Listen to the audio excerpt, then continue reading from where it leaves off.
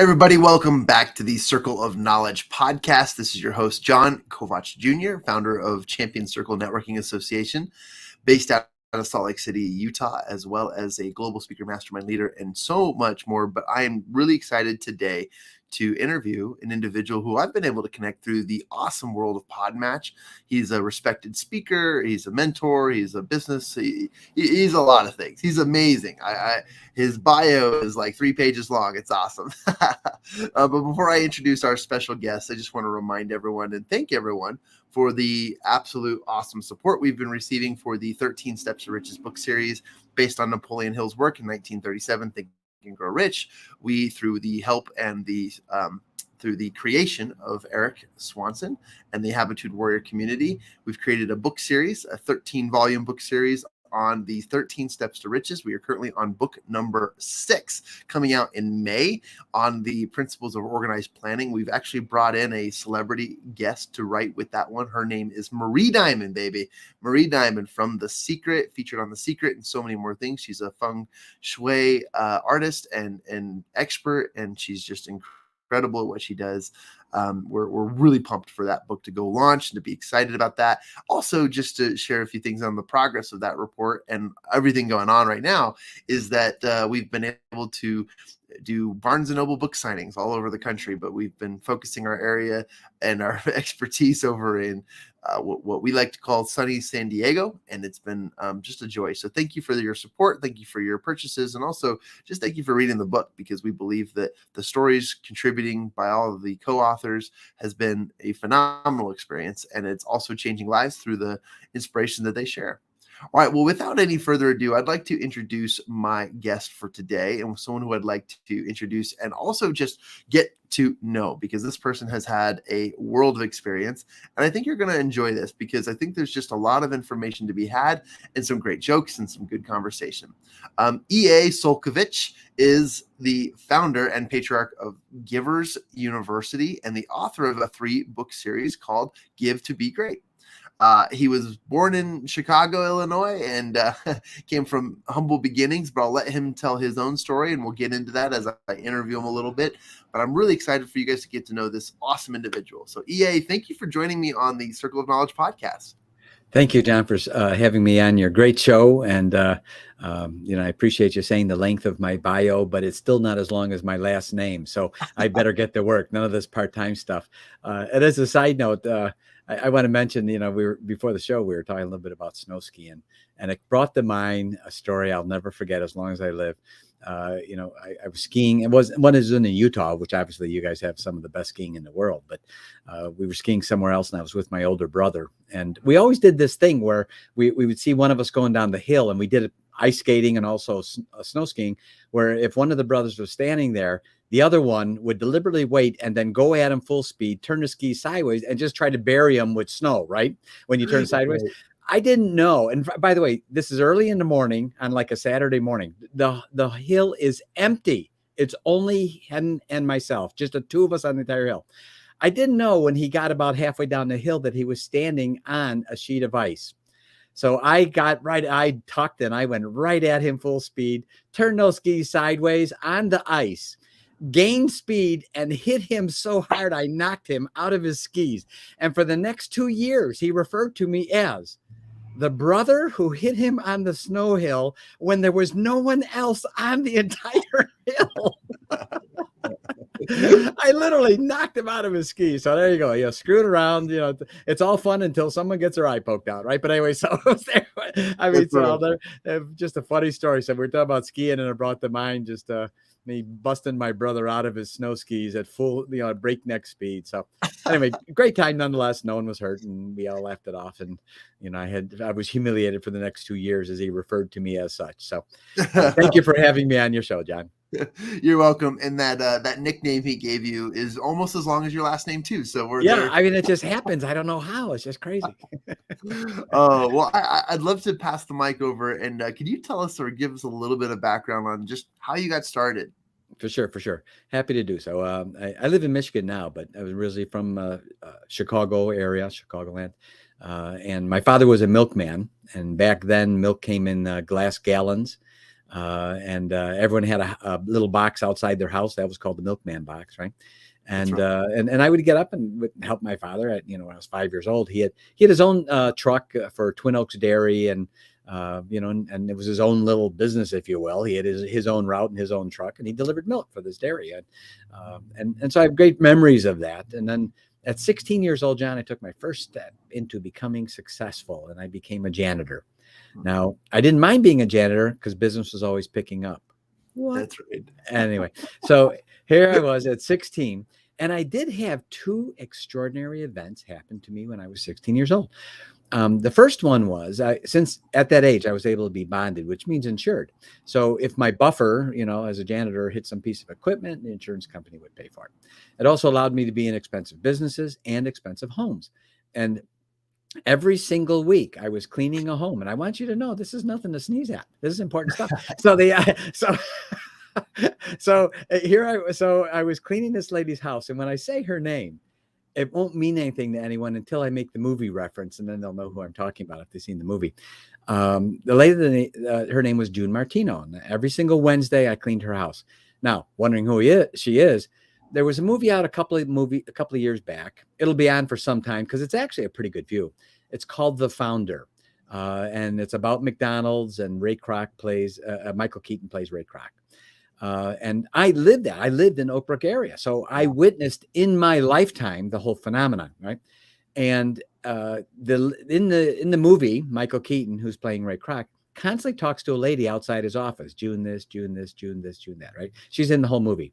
That lady, the lady outside his office, is the lady whose house I cleaned every Wednesday. Wow. And when I met her, she was already an icon. She already had the third most controlling stock in McDonald's. And did you catch the movie by any chance? Do you have a chance yet? Absolutely. Yeah. Okay. So there'll be some references then that you'll catch, where he calls it, McDonald's #1, the franchise, if you will. That was in Des Plaines, Illinois. And at the end of my dad's milk route, we drove by that McDonald's every single time. So I watched the number go from, to 1 million hamburgers, 1 million, right? And I'm thinking, that's more hamburgers than I can eat in a day. Wow, that's 1 million hamburgers. Yeah, now it's like such an insignificant number. It doesn't matter, right? But while in June's house, and this was astonishing to me, John, because for some reason, I don't know why, I had this erroneous notion that to be successful, you had to be a jerk. You had to push down people. You had to be me-only oriented. You had to be able to squash people at a moment's notice and not care about it. And June Martino was so the opposite. It wasn't even funny. And that was a curiosity to me. I thought, man, she's so approachable and so nice. And it was extraordinary to me. And here I am cleaning this $1 million mansion. She had a full-time maid and butler. And I was there. The janitorial service was there to do the heavier work, like you clean the pool and the garage. And by the way, loved cleaning the garage because I got to sit in at 16 years old and pull out a Rolls Royce, which was like 10 lifetimes of my income, right? And I would go home at night and drive my Rolls Canardly, which, rolls down one hill and can hardly make it up the next. So a little bit different sitting in this huge car. And I thought, man, people really live like this. And she's not like an alien. It seems like even especially nice lady. I want to mention the movie in the beginning says it's based on a true story. That's true. It's based on a true story. It's not the true story.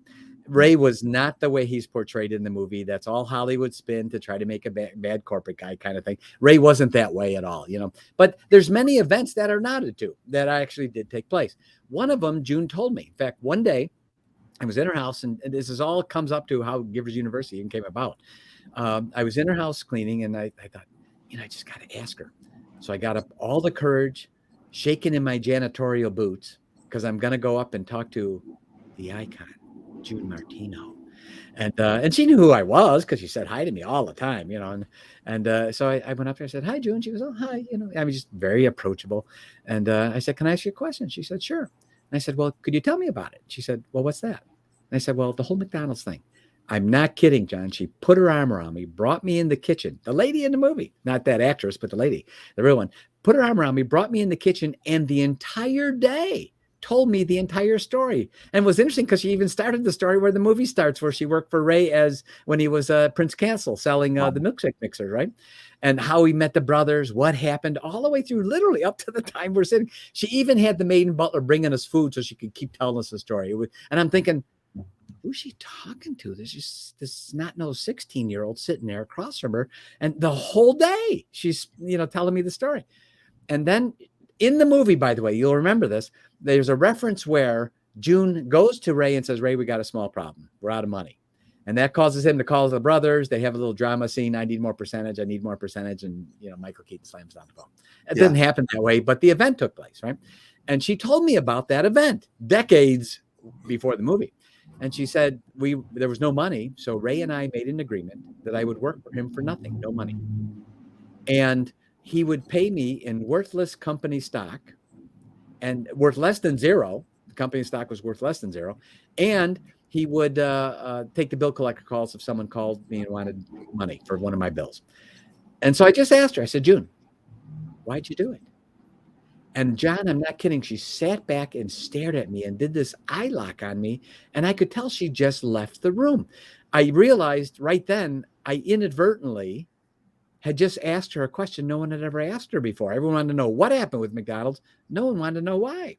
Yeah. So when I asked her that, she sat back and I could tell she's staring at me. I'm wondering, where am I supposed to look? And she finally, and when she spoke, it made the hair stand up on the back of my neck. And I'll never forget what she said, the way she said it, and my first step and my first thought after, which had a huge, profound impact on my life. When I asked her, and I said, June, I'm the janitor. I work Friday to Friday, paycheck to paycheck. If I don't get my paycheck on Friday, I'm not showing on Saturday. I need that paycheck, right? And so when I asked her, why'd you do it? When she finally came around again, while staring at me the whole time, when she spoke, I'll never forget it. When I said, June, why'd you do it? Why'd you work for nothing? She said to me, because I believed in Ray. And my first thought, John, was, that's it. I need a Ray Kroc. I need to find me a Ray Kroc. It certainly didn't work out too bad for her. I'm cleaning her $1 million mansion, and it was $1 million back then. I don't even know what I don't know.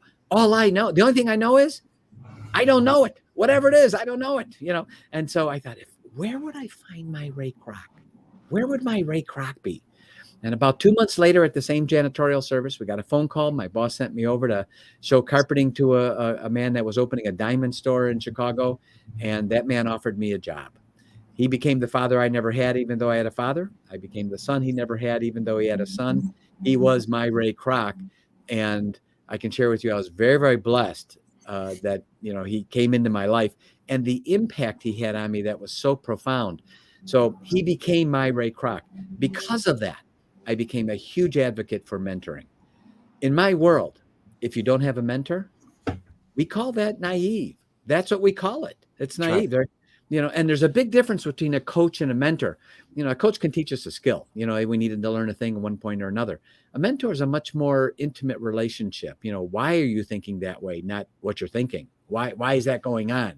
Much closer, much more intimate, much, you share information, much more confidential, if you will. And I can share with you over my life, I've met literally thousands of educated idiots, that have all the book knowledge and it can spew all the information at you, but zero execution and implementation skills. So I share with people, when you're seeking a mentor, first of all, get a mentor. And when you're seeking them, don't be afraid to ask one critical question. And here it is. Can I ask what you've done? Don't be afraid to ask that question. I said, because you want a mentor that's done it. And the reason why, when you have a mentor that's done it, they bring with them, as you know, John, all the things that didn't work. And that's where the wisdom is, the things that didn't work, right? So I'm a huge advocate for mentoring because of my mentor and the huge impact he had on my life. So with that point, he told me a little bit about what it was like to grow up in the Great Depression. And again, it had such an influence on me. It was extraordinary and going forward. But also to show you that my mentor was genuinely a puritanical genius, not an educated idiot for sure. He was telling me about what it was like to grow up in the Great Depression in the United States. He said, people were jumping off of buildings because they lost their fortunes, committing suicide. He said, multi-mile long soup kitchen lines, multi-miles to get a bowl of soup. He said, for some of our meals, we actually ate cardboard. Hmm. And that was shocking to me. He said one day I was walking around, just sort of burned the clock. He said, that's all you did every day. You just sort of walked around almost zombified. And he said, because everyone was just looking for food. And he went by this shop, and there was a guy in there, and it was a sewing machine place. And he walked in. There was no one in there other than this man. And in talking with him, he found out that he was the owner of the sewing machine store. He had bought all these sewing machines, just sitting there collecting dust. And he said, yeah, I had to let all my employees go because I couldn't afford to keep them. And he said, no one's buying sewing machines. They want food right now. So my mentor said, well, he had this flash in his mind. And he said, well, would you mind if I helped you sell some of these? And the guy said, well, no, what do you have in mind? He said, well, how about if we sell them on payments? He said, because people can't afford to buy a whole sewing machine. He said, how about if we sell them on payments? I'll set it up. We'll split the payments. I'll guarantee you any sewing machines if someone walks. And he said, and maybe I'll help you sell some. And the guy said, man, go for it. No, do it. They're all paid for collecting dust. And I'm the only one. If one moves, that's more than what's moving now. The next thing my mentor did was genius. He put together a flyer that said women to work from home.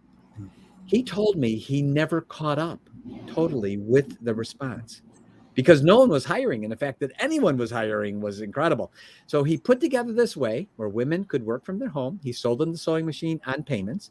He gave them the pattern to sew with. He gave them the material to make the clothing, and he guaranteed he would buy the clothing from them, thus guaranteeing their income, which means they could make the payments on the sewing machine and have an income that everyone needed for food and everything else.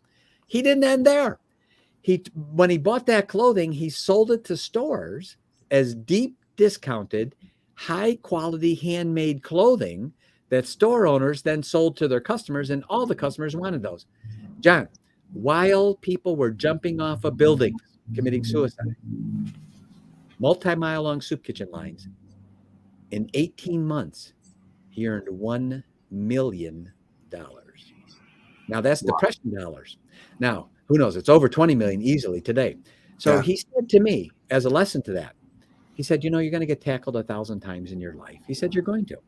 He said, you don't drown by falling in the water. You drown by staying there. He said, you got to get out of the pool. He said, but here's something I can share with you. You will never have money problems as long as you live. And I said, what? I said, how could you get tackled now? He goes, you'll never have money problems. He said, you'll have idea problems, but you won't have money problems. He said, every great solution, every great enterprise always began with one idea in one person's mind. He said, so you'll never have money problems. And when you think you do, when times in your life will be lean, and it's going to happen as fortunes come and go, fortunes come and go. He said, remember, you have idea challenges, not money challenges. And I found that to be true. So at 19 years old, I asked this man, finishing off the story, I asked my mentor, Sam, his name was Sam Robbins. I said, Sam, will you teach it all to me? All of it. Don't hold back. I want to know it all. He said, okay, I will. But I want one thing from you. When the time is right, and you will know that time, I want you to teach as many people as you can everything that I taught you. So at 19 years old, John, I made a vow. I made an oath that today has manifested into what we call Givers University. That's how it came about. The story, the connection, the background, it's phenomenal. Thank you for sharing that. And I would like to inquire more about Givers University, but before we do that, I think it'd be appropriate to ask for the behalf of my audience, which is, what's the difference, or what do you think the difference between a giver and a taker is? What a great question. And I love that because we genuinely teach a skill, John, that hasn't been taught. I mean, I had a goal to do 200 podcast interviews from April to April, and actually you're like 197, literally. So, I mean, we did it. So I'll be probably at 210 by the end of this month. And then I'm going to back way off on interviews because I hit my goal. And you know what? Not one host has told me, I know someone else that's teaching the same skill. Not one. And we teach a skill, and it's an observation skill. First of all, I share with your listeners, and I say it emphatically, we love everybody. I say it again, we love everybody. And the skill we teach is how to separate the person who we love from their deeds, which we may not love. And by doing that separation, separating the person we love from their deeds, which we may not, and observing what they do, not listening to what they say, because people know how to tickle your ears, but it's an observation skill. Watch them doing these specific deeds. We even train it on checklists. We have one check that's called the 25 do's. It's actually 25 deeds. Watch them doing these 25 things. And from this, you can begin to discern from what you see them doing. Should I bring them closer into my life and make them a part of your giver community, because givers bring with them the 3 W's of a giver: wisdom, wealth, and wellness. Or by contrast, because of what I see them doing, their deeds, should I begin to respectfully, not rude or nasty, should I begin to respectfully distance myself from them? Because if I bring them closer, they're going to make me collateral damage. So I ask your listeners, think about the fires you stomp out every day. Think about when your stress level goes up every day. You know what they have in common? There's a name attached to them. And if we could learn how to discern, the skill of discernment in our relationships of who we should pull in closer and who we shouldn't. We love everybody. So when we say giver, John, we're not labeling a person. We don't label people. We're labeling and identifying giver deeds, right? When we say taker, we're not labeling a person a taker. It's not like Invasion of the Body Snatchers. Taker, no, we're identifying taker deeds, right? So by teaching an observation skill, we teach people, watch what they do. Because one of the sayings we have at Givers University is, your talk talks and your walk talks, but your walk talks louder than your talk talks. So watch what they do, watch their deeds, and we give them checklists, and they can actually go down, put checks on the bottom, total it, and they're already headed down the right path of which people they should be pulling in. Few interviews back, this one guy said, "Wow, I love this giver taker stuff. This is great. I read this book. It said I should have 5 good people around me." I said, You should have 5 good people. One question: which 5? Yeah. And all of a sudden he stared at me with, this little orphan Annie eyes look at me. And I said, you see my point? No one's teaching us which 5. John, I know you're a self-improvement geek. I am. I'm sure your listeners are. But no one's teaching us, what if the other guy's doing it wrong? What should I do about that? And if I pull him in my life, now by grenades, I become collateral damage, right? And now my productivity is going down because I'm stomping out fires. My stress level goes up because I didn't know how to discern in advance what should I watch for. So we teach a skill of observation that helps people, and we actually help teach people how to build that community around them. I got to tell you, it's just been so fun to be able to share with people the actual way. You mentioned something I really like. I'm a huge advocate of Napoleon Hill. Read actually The Laws of Success 30 times from cover to cover. Great. I'm very much into what you're doing for sure. And when Napoleon Hill talked about the mastermind principle, it certainly was very novel. He does a masterful job explaining it, but he never explains how to do it. He explains what it is. That's what we started teaching. We started at a very granular level, walking people through, here's how you do what Napoleon Hill referenced and explained, the mastermind on steroids. Here's what you do step by step by step. And we actually have 7 steps walking people all the way through, absolutely free. It's on our YouTube channel. This is how you form your own givers community around you. And not only that, as you and I have both seen, people get together, they form a nice mastermind. And then like 2 or 3 months later, it just sort of dissipates. It falls apart, and you wonder, why did it fall apart? They got together, and what happened? So we address those things. What's the glue? Where's the glue missing? And what do you need long-term? So that's really what we teach. And I'd love to be able to share with some of your listeners, if you feel it's appropriate, even in our interview here, to go through those 7 steps of how that actually works. Let's do it. I'm excited. Excellent. Well, first of all, lay the groundwork. In the last couple of years, I think the word community has changed definitions, because of the COVID craziness, if you will. And demonstrably, I can share. There's a word that's spelled D-I-E-T. It's diet, right? Years ago, if you went to a meeting with 2 or 3 people, that meeting was actually called a diet. You went to a diet, right? Then years later, spelled the same way, if you receive a stipend or a regular allowance, that allowance was called a diet. Then, as I grew up in my lifetime, the word diet meant the way I ate every day. My daily eating habits was my daily diet. Now you say diet, it means weight loss, right? All spelled the same way, four totally different meanings.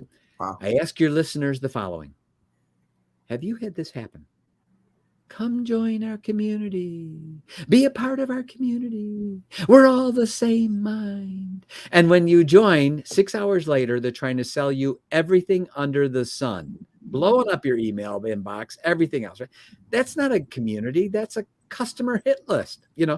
Call it what it is. I mean, why not just call it a prospect list? Call it what it is. Why are you calling it a community? So I identified those, John, as taker communities because they're designed to take from you money, finances, time, whatever it is. Those are taker communities. By contrast, a giver community is totally different. It's designed for a totally different purpose and a totally different meaning. We use the term junto, Junto. A junto, interchangeable with the word community, simply means when a group of people get together for a common interest or purpose. That group is referred to as a junto, Junto.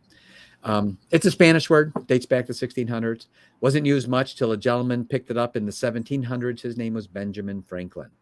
And in 1727, Benjamin Franklin put together a group of 12 friends. They met every Friday night for a couple of hours. And he called this group the Mutual Improvement Club. And they talked about everything, morals, ethics, business, politics, everything across the board. And then later on, he called that group his junto. And then later on, he called it the Leather Apron Club. What's interesting about this club that Ben Franklin started in 1727, John, is our very Declaration of Independence could arguably be traced back to the very conversations Ben Franklin had at his junto. So no one can tell me that 12 people getting together in a spirit of harmony is not powerful. Yeah. So we teach people, how do you form these juntos? What do you do? What do you do step by step? And we walk them through that. And as a part of that, to share with you, two things I'd like to share with you that I think are critical to lay the foundation of the junto. Because when we get there, they can get it on YouTube. So I'm just going to sort of bullet it when we get through there to give the outline for people. Two important aspects that are foundations for a good community and a good junto. My mentor shared with me at the ripe old age of 19, he said, let me tell you about this thing called life. I said, okay, this should be interesting. All right.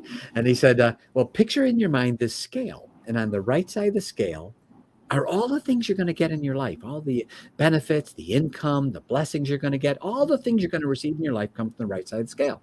He said, the left side of the scale is going to be all the things you give. He said, your time, your effort, your investment, your tithing, your charity work, all of the ways you're going to help people. All those things you give will be on the left side. Here's what's interesting about the giver's life scale. It is never out of balance. It strives for balance. And even at a static nanosecond, when it seems like it's out of balance, it writes itself, it's always in balance. He said, now the next thing I tell you will be very difficult for you to do. He said, but once you get your head around it, you will be unstoppable. He said, here's the hard part of the giver scale of life. He said, are you ready? And I said, yep. He said, here it comes. I said, okay. He said, forget about the right side. He said, because everyone goes there. He said, here's what you do. Focus on the left side, this part you're giving. And he said, and since you know in advance the scale's never out of balance, you now make it your daily goal to heave so much on the left side of that scale that your goal is to get the scale out of balance because you've put so much on the left side. And he said, and when you do that, you'll never have to worry about what comes to you from the right side of the scale.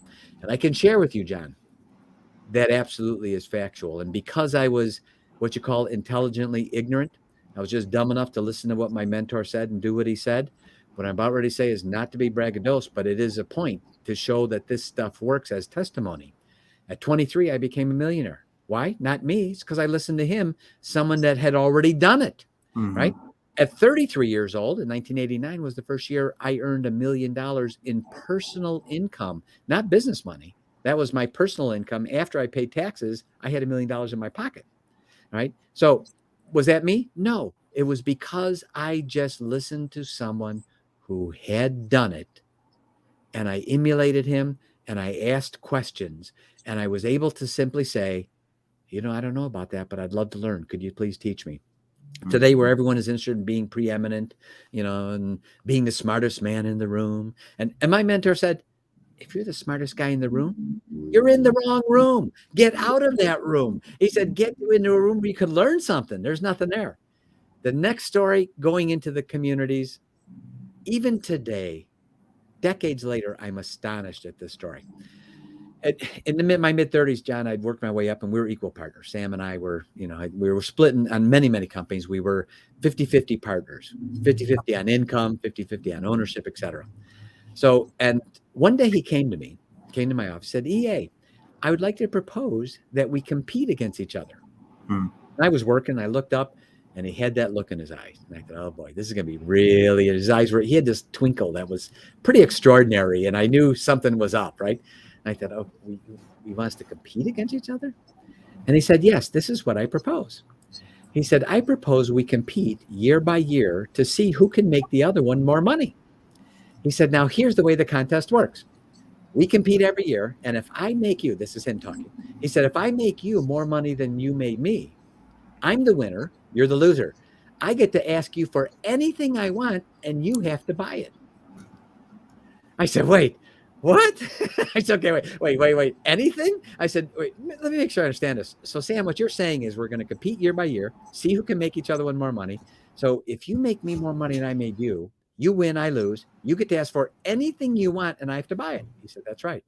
I said, so is the opposite true? And he said, yes. So that means, Sam, we're going to compete, and if I make you more money than you made me, that means that I get to ask for anything, and you have to buy it for me. And he said, yeah, that's right. I'll never forget the sigh. Okay. And I know this is going to be really interesting. The first year, John, he beat me so bad. It was brutal. And that year, he won, I lost. I had to, and I did willingly, pay cash for him for an entire home in Florida. It was brutal. Wow. And I thought, and I couldn't be mad. I had the money. We had, he made me more money. I made him, and I had the money. So, and I thought, man, I got to get smart. This is going to get brutal. I got to. So the next year I did win. And then because of that, he bought me an aircraft, and that's when I became a commercial pilot. And wow. Then the next year I won, and he bought me a limousine, and I had a full-time limo driver.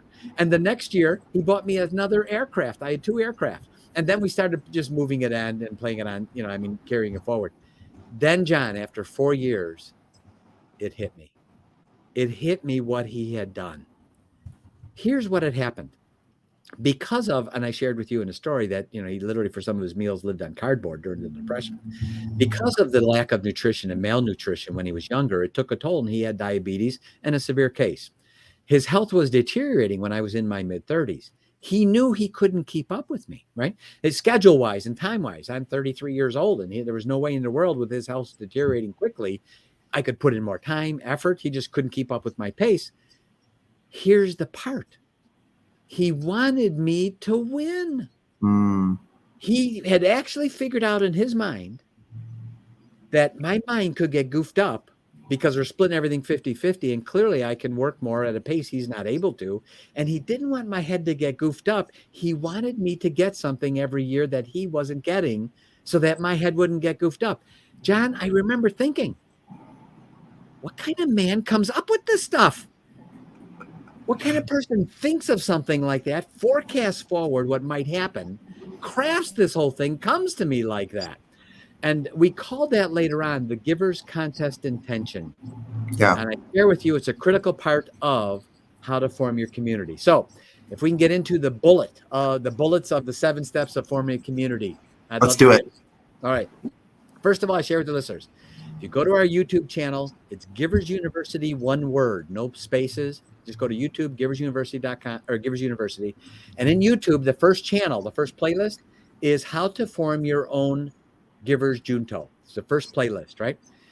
That is 21 2-minute clips walking through in detail everything that I'm going to go through right now in more of a bullet fashion, if you will.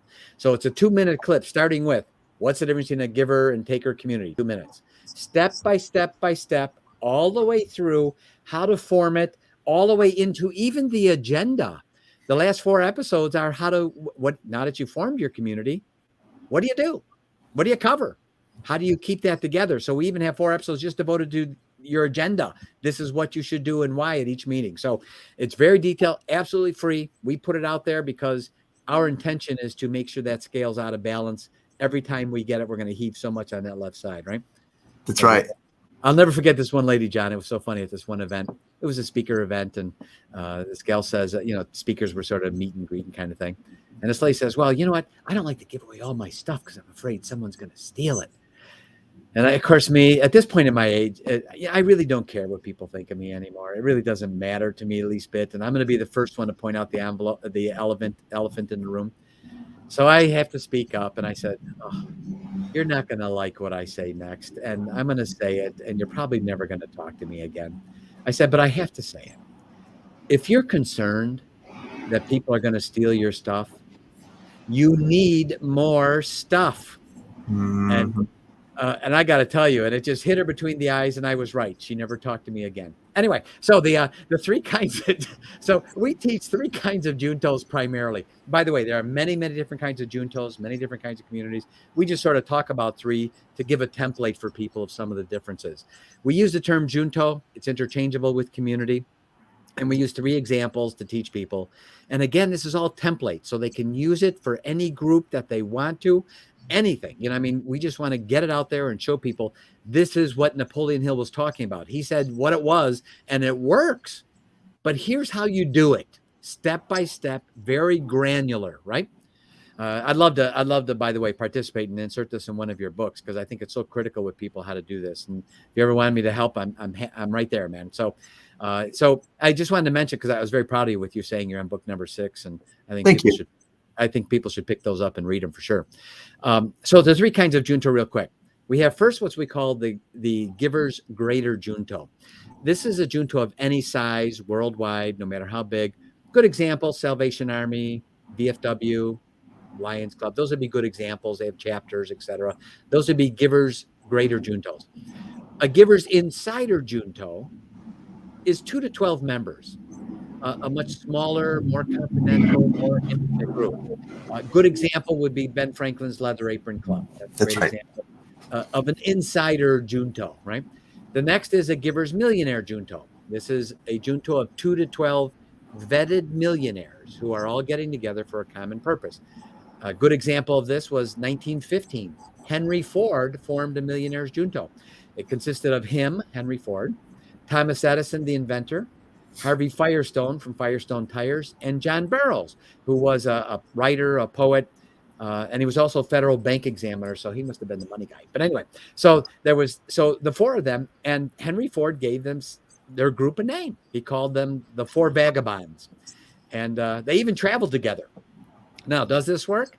I had a millionaire Junto with my partner, my business partner, my mentor, 2 to 12 members, him and I, right? Because it's true what Napoleon Hill says, wherever 2 or more minds form together in a spirit of harmony, a third mind is formed. That's accurate, right? In the most positive sense, and unfortunately in the most negative sense as well. It works both ways, and that's why we have to be careful about who we have around us, right? So to get into the 7 steps of building your own giver's Junto, it spells the word discern. It's an acronym, DISCERN.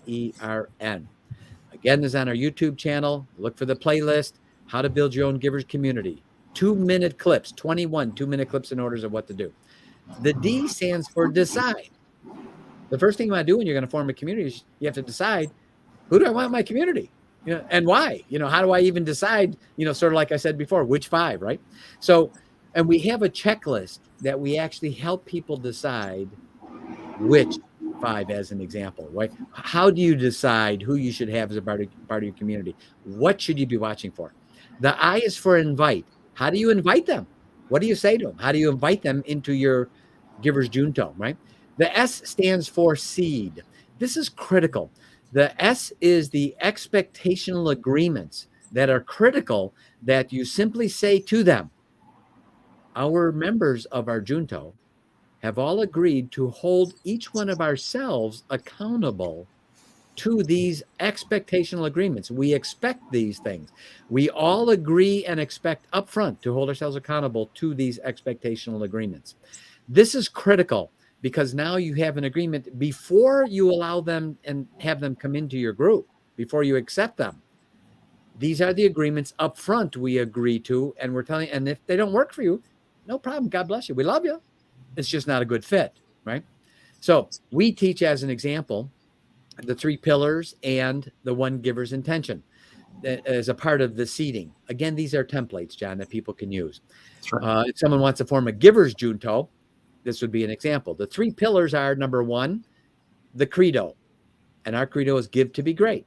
You can be great by giving. You don't have to be a taker. Number 2, our pledge. Our pledge is to help every giver's junto member lead a life of predictive, massive, and exceptional happiness, freedom, and greatness.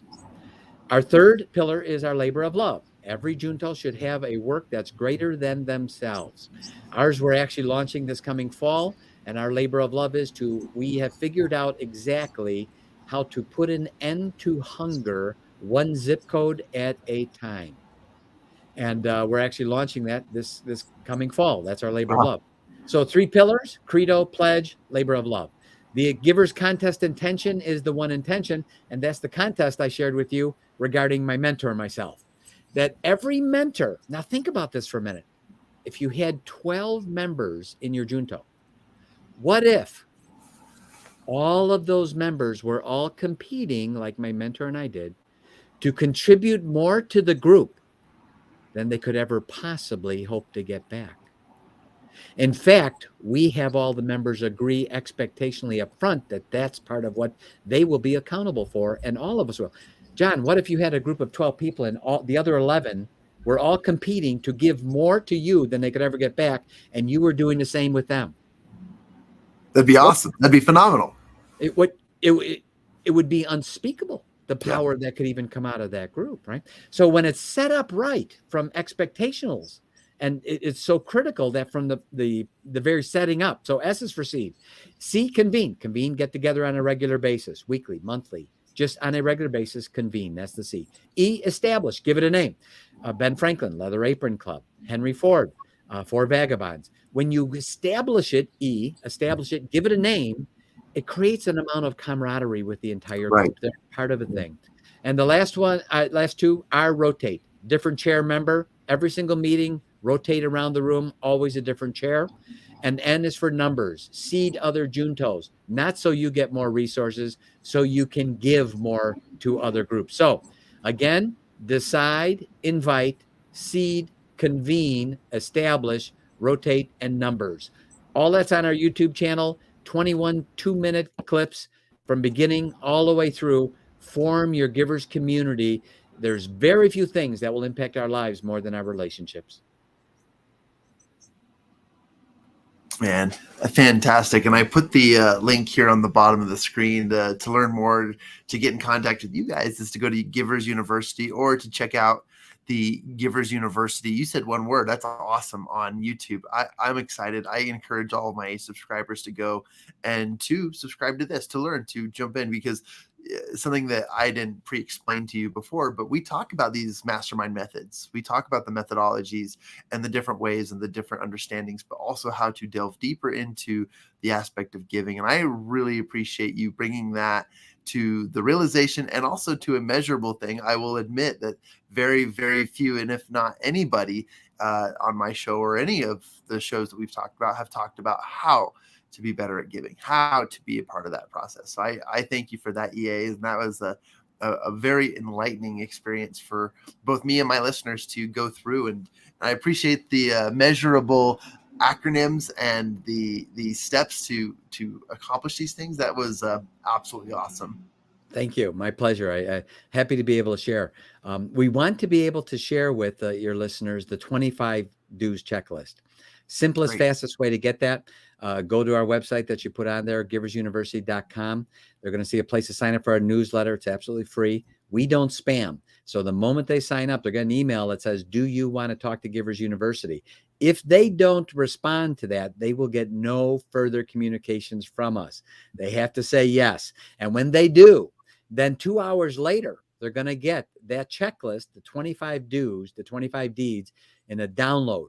We want to print it off, put it in your pocket. It helps you in business, socially, and even with your family. It's a checklist of how to decide who you should bring close and who you should be respectfully distancing. And then once a week on Thursday morning, we send out a 5-minute read. It's called the Giver's Toolbox, a brand new tool every week they can add into the relationship toolbox.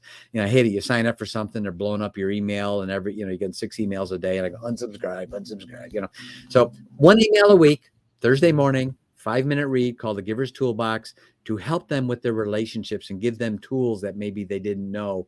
And then from that, they learn about Givers University. We have online courses. We have books and publications, and the Give to Be Great series, which consists of 3 books and 3 courses.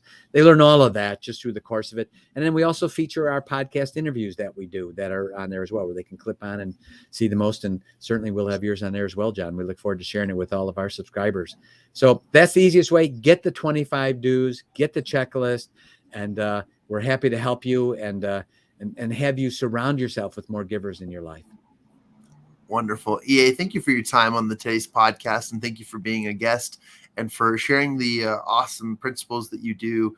I'm an advocate for what you do and what you provide to the world, and I hope that my listeners will take advantage of this. As a guest on our podcast and having shared these awesome insights and these resources, if you're listening to this on the audio version, you can access these resources in the show notes of our podcast.